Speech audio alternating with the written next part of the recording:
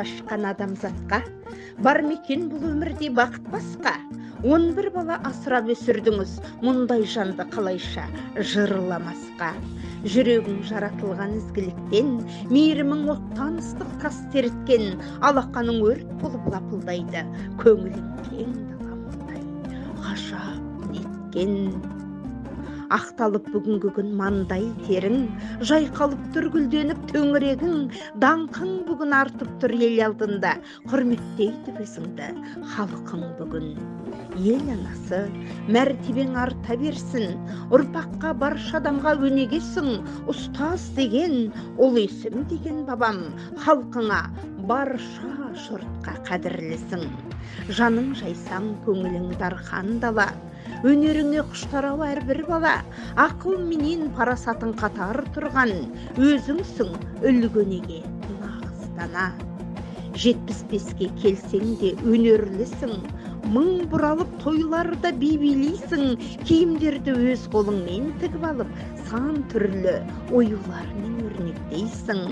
Жайқалған, тамырланған бәйтерексің, таң қалдырар адамды әрбірісің, салт дәстүр, әдет ғұрып сенен қалған, әлпеш пен нүриләнің дәл өзісің. Ана деген көп қой мына өмірде, ұқсамайды сәжид ана ешкімге. Дәл осындай ғұмыр кешкен анамыз лайықты ғой барлық сыйға, құрметке.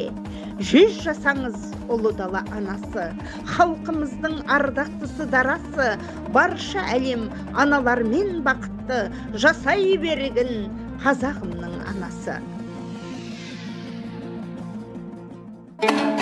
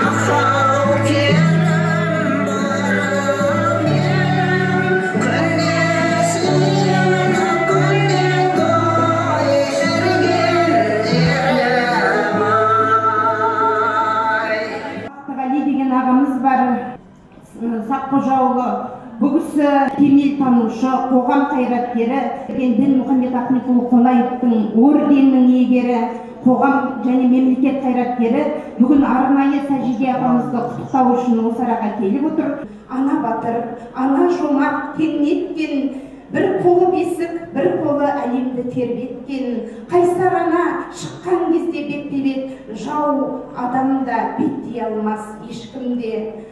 Қапа қылма, аналарды бағала, қадірлей біл, саналармен сарала. Алла өзі 3 шәріптен қайтарып, жақсылықты жаса деген анаға.